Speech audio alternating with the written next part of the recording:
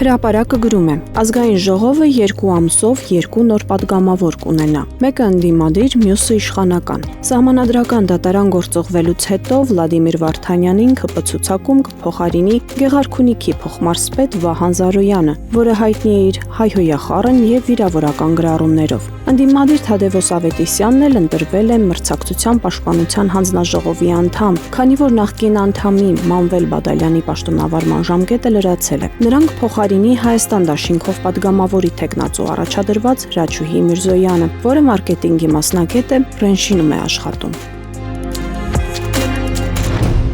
Հրապարակը գրում է. Կիրակի օրը ԿՊ Երևանյան քարոզարշավի ընթացքում խայտառակ պատկեր գրանցվեց, երբ ամենուր մերժում ու բոյկոտում էին Փաշինյանին։ Քարոզարշավը փրկելու համար Շենգավիթ վարչական շրջանում ԿՊ-ականներն արագ ինքնակազմակերպվել են եւ օրվա ընթացքում նիկոլական տատիկներ են դուրս բերել փողոց, որ Փաշինյանին մի երկու գովեստի խոսք ասեն։ Շենգավիթի բնակիչներից մեկը թերթին պատմել է, որ ախրանիկներն արագընթաց մեքենաներով տատիկների էին բերում Փաշինյանի հետ հանդիպման վայր, ոմանց թևանցուկ ուղեկցելով։ Բնակիչները նաև տեսանյութեր ունեն, որոնք փոխանցել են թերթին, սակայն խնդրել են չհրապարակել իրենց նկատմամբ հնարավոր հաշվեհարդարից խուսափելու համար, որովհետև դժվար չի լինի պարզել, թե ով է նկարահանումն արել։ Փաստը գրում է. Փաշինյանի ԿՊ-ն իր խմբակցության անդամ Վլադիմիր Վարդանյանին նշանակեց սահմանադրական դատարանի դատավոր։ Այդ ինչպես է ստացվում, որ տակավին 1 օր առաջ Մոլի ԿՊ-ական այս կամ այն գործիչը մանդատը թողնելով կամ կուսակցության անդամությունը դադարեցնելով մի գիշերում միանգամից դառնում է անկախ, ապա կուսակցական անձու նշանակվում է անկախ մարմնի անդամ կամ ղեկավար։ Հրաշք է, չէ՞։ Մինչ այս էլ մի Մոլի ԿՊ-ական հանկարծակի 1 օրում դառնում էր լրիվ անկախ, անկուսակցական, ապա քաղաքական ու նշանակվում մարդու իրավունքների պաշտպան, մեկ ուրիշը ԿԸՀ նախագահ, երրորդը դատավոր։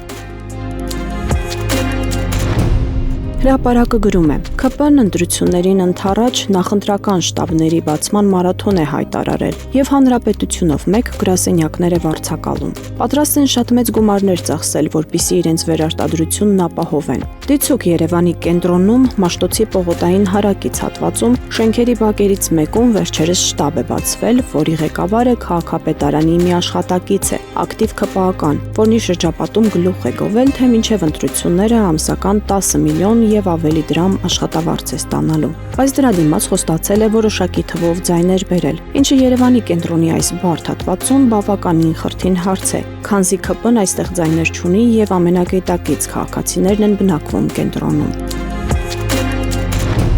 Հրապարակը գրում է. Տաշիր կապիտալը վարչական դատարան էր դիմել եւ վիճարկում էր ընկերությանը լիցենզիայի զրկելու որոշումը։ Անցած շաբաթ սկսված եւ շուրջ 30 ժամ տևած դատաքննությունից հետո դատարանը մարտի 26-ին պետք է հրապարակեր որոշումը, սակայն հրապարակվեց 3 երեկոյան։ Ըստ ամենայնի ծանրութեթև են անում, ինչպես ներկայացնել ու հիմնավորել քաղաքական որոշումը, քանի որ դատարանում որևէ հստակ հիմնավորում չի հնչել։ Ավելին, դատական նիստի ընթացքում որպես ապացույց փորձում էին ներկայացնել դեպքեր, որոնք կատարվել են ժամանակավոր կառավարիչ Ռոմանոս Պետրոսյանի ժամանակ։ Հիմնավորումների թվում 700,000 սպառողի տվյալների ոչ ամբողջական հաշվառումներ, էլեկտրաէներգիայի թերգրանցումները եւ հավելագրումներն էին, միացումների ժամկետների խախտումները, ընդհատումների մասին ոչ հավաստի տեղեկությունը, որոնց համար փաստական հիմքեր չեն նշվել։ Այդուհանդերձ դատարանն անվավեր չճանաչեց ՀՑԿՀ-ի հետցի լիցենզիան դադարեցնելու որոշումը։ Հակառակ դեպքում ավտոմատ դադարելու էին նաև ժամանակավոր կառավարչի լիազորությունները, քանի որ նրա պաշտոնավարումը պայմանավորված էր հենց այդ որոշմամբ։